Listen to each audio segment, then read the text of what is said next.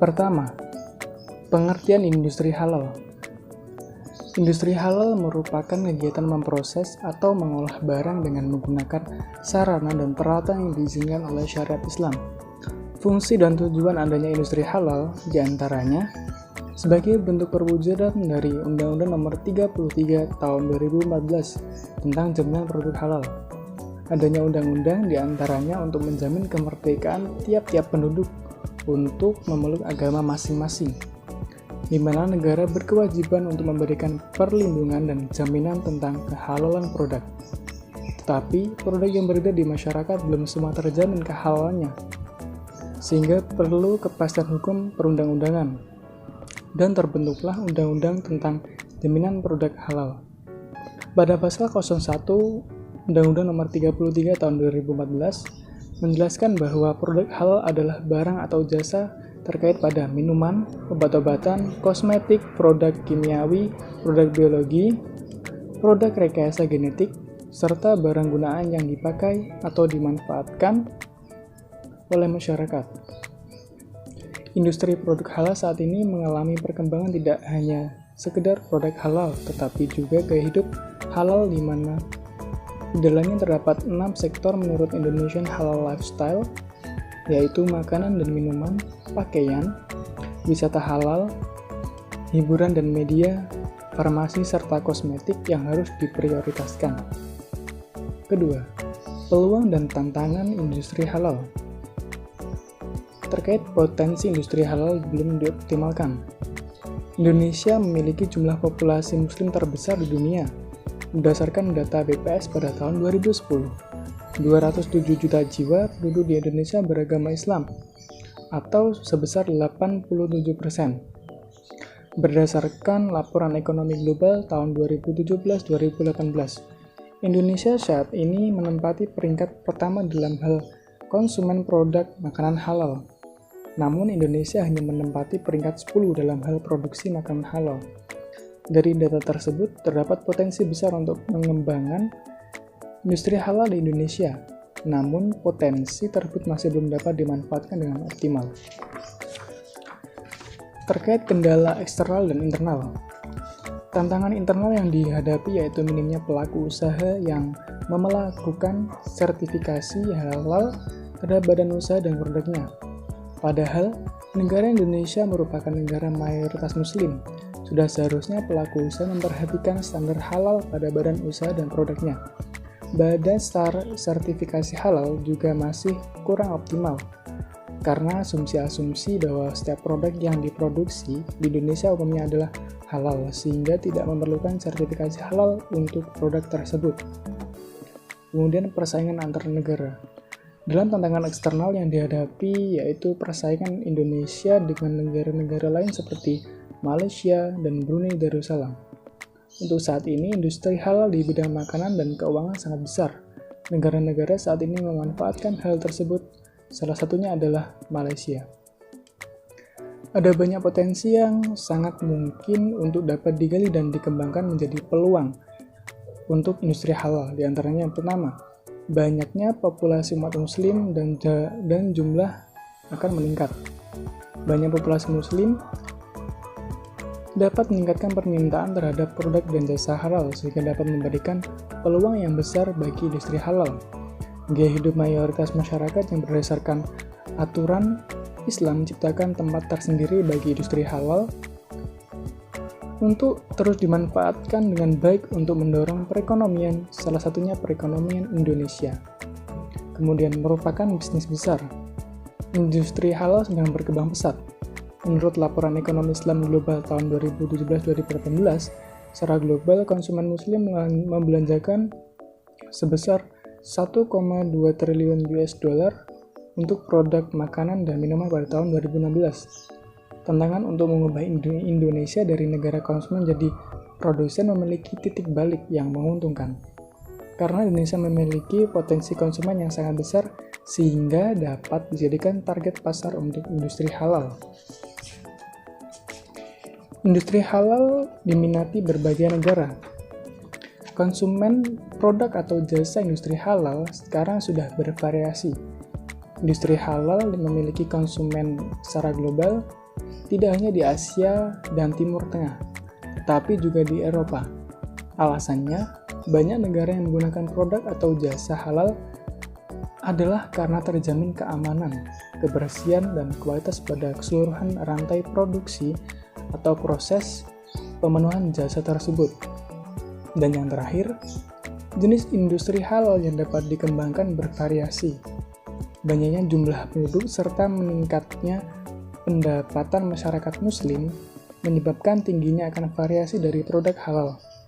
Industri sekarang ini tidak hanya dalam bentuk makanan halal, namun dalam bentuk-bentuk yang lain dan sama-sama sedang mengalami peningkatan, yaitu seperti e-commerce, travel, finance, fashion, kosmetik, obat-obatan, media, healthcare, dan pendidikan. Terima kasih. Selanjutnya yaitu yang ketiga, perkembangan produk halal di Indonesia. Halal saat ini telah menjadi gaya hidup di dunia. Bukan hanya negara dengan mayoritas muslim yang mengalami gejala tersebut, namun negara dengan minoritas ini ikut andil dalam menyamakan tren ini. Oleh karena itu, saat ini halal telah menjadi fenomena universal yang diapresiasi berbagai bangsa. Indonesia merupakan negara dalam jumlah penduduk muslim yang mencapai 87,18% dari populasi 232,5 juta jiwa. Ini karena ukuran pangsa pasar produk dan jasa berbasis ekonomi syariah yang sangat besar.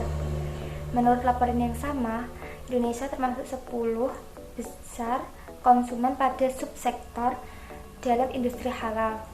Tingkat konsumsi atau pengeluaran Indonesia terhadap produk halal dalam skala global. Yang A yaitu halal food. Indonesia menempati posisi pertama sebagai negara muslim yang mengkonsumsi halal food dengan total nilai sebesar 170 miliar dolar Amerika Serikat. Yang B, halal travel. Indonesia menempati posisi kelima sebagai negara muslim konsumen halal travel dengan total nilai sebesar 10 miliar dolar Amerika Serikat. Yang C yaitu modus fashion. Indonesia menempati posisi ketiga sebagai negara muslim konsumen apparel atau modus fashion. Selanjutnya yang nomor 4 yaitu pengertian sertifikasi halal. Sertifikasi halal adalah suatu fatwa tertulis dalam Majelis Ulama Indonesia atau MUI yang menyatakan kehalalan suatu produk sesuai dengan syariat Islam. Sertifikasi halal merupakan syarat untuk mendapatkan izin pencantuman label halal pada konsumen produk baik itu makanan, minuman, obat-obatan, maupun kosmetik dari instansi pemerintah yang berwenang. Memberikan rasa aman, ketentraman batin, dan menjamin kelayakan suatu produk untuk umat ataupun masyarakat, baik layak dari sisi kesehatan maupun dalam segi agama yaitu kehalalannya. Semua itu merupakan tujuan mendasar mengapa harus adanya sertifikasi halal MUI. Tentunya kita pun sebagai konsumen memiliki hak untuk mendapatkan perlindungan dari LPPOM MUI sebagai lembaga yang berfungsi untuk mengkaji, meneliti, menganalisa, dan memutuskan apakah produk-produk baik itu pangan, obat-obatan, maupun kosmetik aman dan layak kita konsumsi dalam segi kesehatan maupun agama. Dalam hal ini adalah agama Islam yang mengatur halal dan haramnya sesuatu. Berikut ini latar belakang sertifikasi halal di Indonesia.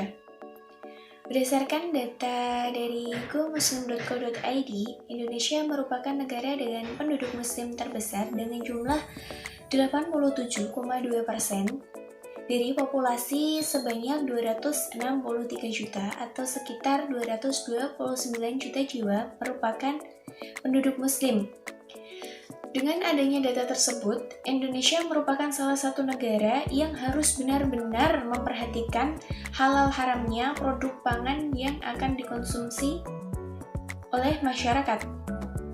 Karena sejatinya mengonsumsi produk pangan yang halal itu adalah suatu kebutuhan yang mutlak bagi setiap muslim.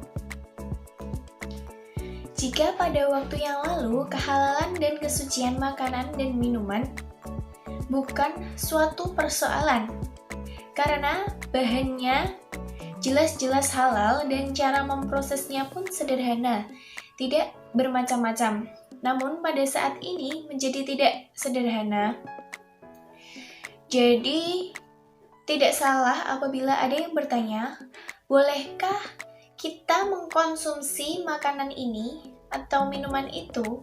Nah, sebagai seorang muslim, mempertanyakan seperti itu adalah sebuah hal yang wajar.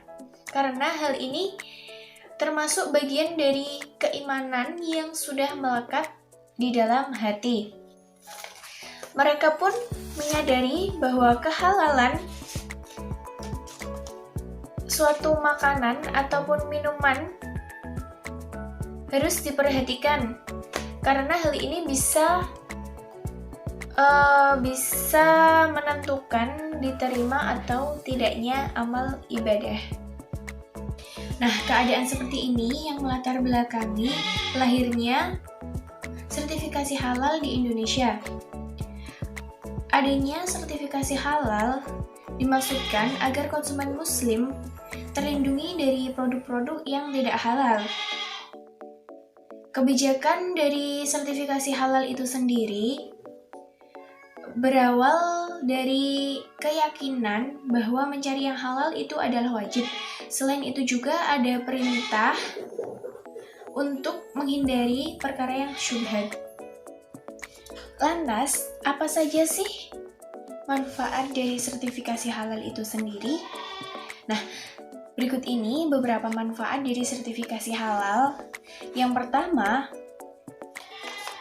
produknya aman untuk dikonsumsi. Maksudnya yaitu untuk mendapatkan sertifikasi halal itu harus melewati tahapan-tahapan yang sangat ketat.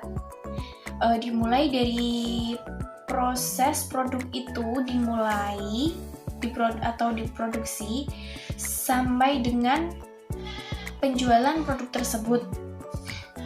Nah, semua itu tidak terlepas dari tahapan-tahapan untuk mendapatkan sertifikasi halal.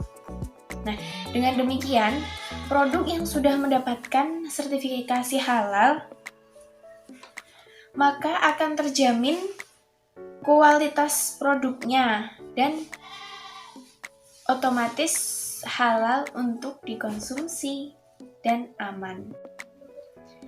Yang kedua, memberikan ketenangan dan kepercayaan kepada konsumen.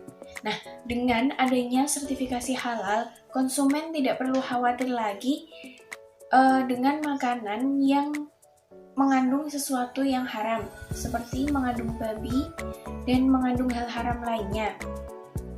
Dan juga sertifikasi halal akan meningkatkan kepercayaan konsumen terhadap produk tersebut. Yang ketiga, produk usaha Anda akan memiliki USP atau Unique Selling Point. Nah, USP sendiri ini merupakan salah satu konsep pemasaran yang membedakan dengan apa yang kita produksi dengan pesaing lainnya. Nah, sebagai salah satu cara bersaing dengan kompetitor, tentunya sertifikasi halal ini bisa menjadi konsep yang menarik karena kelebihannya tidak dimiliki oleh kompetitor lainnya. Manfaat yang terakhir yaitu memiliki kesempatan dalam meraih pasar global. Maksudnya yaitu produk yang memiliki sertifikasi halal akan memiliki kesempatan untuk lebih mudah memasarkan produknya ke negara muslim lainnya seperti Malaysia, Brunei Darussalam, dan lain sebagainya. Kriteria produk sertifikasi halal. Untuk kriteria produk yang harus dipenuhi para produsen Agar mendapatkan sertifikasi halal, terdapat 11 kriteria yang kami rangkum menjadi 7 pokok. Antara lain: A. Kebijakan dan pembentukan tim manajemen halal. Manajemen puncak harus menetapkan tim manajemen halal yang mencakup semua bagian yang terlibat dalam aktivitas kritis dan memiliki tugas, tanggung jawab, dan wewenang yang jelas, serta menetapkan kebijakan halal dan mensosialisasikan kebijakan halal kepada seluruh pemangku kepentingan atau yang dinamakan stakeholder perusahaan. B. Bahan dan fasilitas produksi. Bahan yang digunakan dalam pembuatan produk yang disertifikasi tidak boleh berasal dari bahan yang najis atau haram. Untuk fasilitas produksi yang menjamin tidak adanya kontaminasi silang dengan bahan atau produk yang haram atau najis. C. Produk yang dihasilkan. Karakteristik sensori produk tidak boleh memiliki kecenderungan bau atau rasa yang mengarah pada produk haram atau yang telah dinyatakan haram berdasarkan fatwa MUI. Selain itu, merek atau nama produk yang didaftarkan untuk disertifikasi tidak boleh menggunakan nama yang mengarah pada sesuatu yang diharamkan atau ibadah yang tidak sesuai dengan syariah Islam. D. Kemampuan telusur atau traceability. Perusahaan harus mempunyai prosedur tertulis untuk menjamin kemampuan telusur produk yang disertifikasi berasal dari bahan yang memenuhi kriteria dan diproduksi di fasilitas produk yang memenuhi kriteria atau bebas dari bahan babi beserta turunannya. E. Memiliki prosedur tertulis. Perusahaan harus mempunyai prosedur tertulis untuk menangani produk yang tidak memenuhi kriteria, yaitu dengan tidak menjualnya ke konsumen. Selain itu, perusahaan harus mempunyai prosedur tertulis audit internal pelaksanaan sistem jaminan halal yang dilakukan setidaknya 6 bulan sekali oleh auditor halal internal yang kompeten dan independen. F. Kaji ulang manajemen. Manajemen puncak atau wakilnya harus melakukan kaji ulang manajemen minimal 1 kali dalam 1 tahun dengan tujuan untuk menilai efektivitas penerapan sistem jaminan halal dan merumuskan perbaikan berkelanjutan. Prosedur pengajuan sertifikasi halal. Bagi Anda yang ingin mendapatkan sertifikasi halal dari BPJPH, berikut prosedur pembuatan sertifikasi halal tahun 2020. Antara lain: A. Mengajukan permohonan pendaftaran.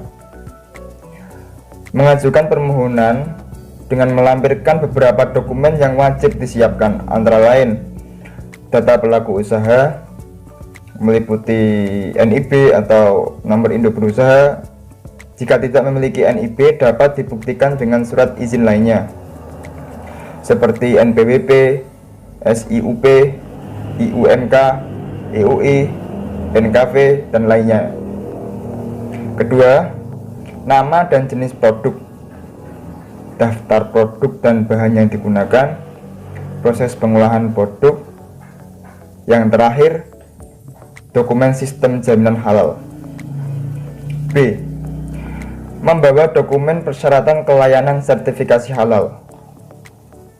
Tahapan selanjutnya adalah membawa dokumen persyaratan yang sudah diulas di atas ke layanan sertifikasi halal di pelayanan terpadu satu pintu atau disingkat PTSP, Kanwil Kemenak Provinsi di daerah setempat. C. Pihak BPJPH akan melakukan pemeriksaan dokumen permohonan selama kurang lebih 10 hari. Dari pihak BPJPH akan melakukan pemeriksaan dokumen permohonan dan meneliti seluruh persyaratan-persyaratan yang Anda ajukan. D.